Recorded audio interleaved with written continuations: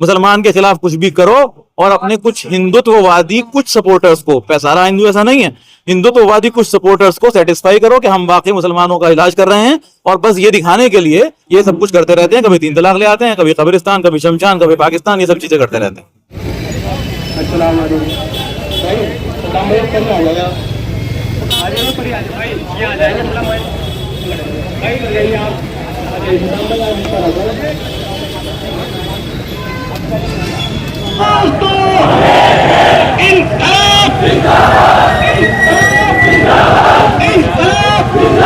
क्या कहेंगे, आज रोक दिया गया वक्फ बिल के खिलाफ यहाँ पर पहुंचे तो? इसकी दुर्भाग्य की बात है कि हमारे को रोक दिया गया है, क्योंकि हमारा ये जो धरना था अब वक्फ बिल को लेकर धरना था, और ये लगातार धरना पूरे देश में चल रहा है।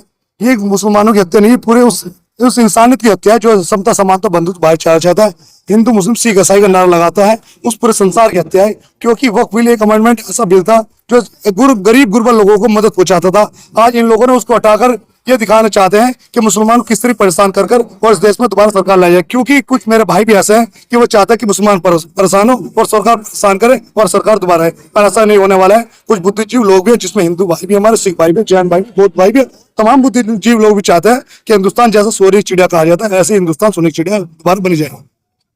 काजी जी, क्या कहेंगे, आपके आह्वान पर रोकड़ी तमाम ही लोग पहुंचे, कलियर जाने का प्रोग्राम था, यहीं पर प्रशासन द्वारा रोक दिया। देखिए, आह्वान हमारा वक्फ अमेंडमेंट एक्ट को इसका विरोध करने का था। पूरे देश में ऐसे छोटे छोटे आंदोलन होंगे, फिर बड़े आंदोलन का स्वरूप लेंगे, जैसे एनआरसी और सीएए के अंदर हुआ था कि छोटे आंदोलन से छोटे छोटे शाहीन बाग पूरे देश में बनाए गए थे। वैसे ही वक्फ बिल के खिलाफ भी अगर हमें कुछ करना पड़ा इस एक्ट के खिलाफ तो हम वो करेंगे। जैसे किसान 1 साल तक धरने पर बैठे रहे, वैसे हम भी बैठने की जरूरत पड़ेगी तो हम बैठेंगे। उन्होंने शहादतें दी, 700 शहादतें हुई, शहादतों की जरूरत पड़ेगी वो हम देने के लिए तैयार हैं।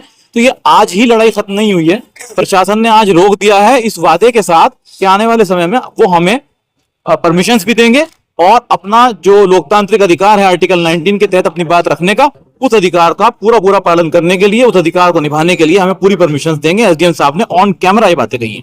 जी, सरकार की मंशा क्या है? कभी 3 तलाक लेके आते हैं, कभी लव जिहाद लेके आते हैं, कभी वक्फ बिल लेके आते हैं। आखिरकार सरकार चाहती क्या, मंशा क्या? इकोनॉमी का डेटा उठाकर देखिए, शेयर बाजार में लाखों करोड़ रुपए रोजाना डूब रहे हैं। ट्रंप ने टैरिफ लगा दिया, उसी दिन वक्फ बिल पेश कर दिया गया, इन्हें मालूम था कि वो होने वाला है। तो इन सब मुद्दों को जिन पर मोदी सरकार से सवाल किया जा सकता है, उन सब से जनता का ध्यान भटकाने के लिए उन्हें एक चीज नजर आती है, वो है मुसलमान के खिलाफ कुछ भी करो और अपने कुछ हिंदुत्ववादी कुछ सपोर्टर्स को, सारा हिंदू ऐसा नहीं है, हिंदुत्ववादी कुछ सपोर्टर्स को सेटिस्फाई करो कि हम वाकई मुसलमानों का इलाज कर रहे हैं, और बस ये दिखाने के लिए ये सब कुछ करते रहते हैं। कभी 3 तलाक ले आते हैं, कभी कब्रिस्तान, कभी शमशान, कभी पाकिस्तान, ये सब चीजें करते रहते हैं।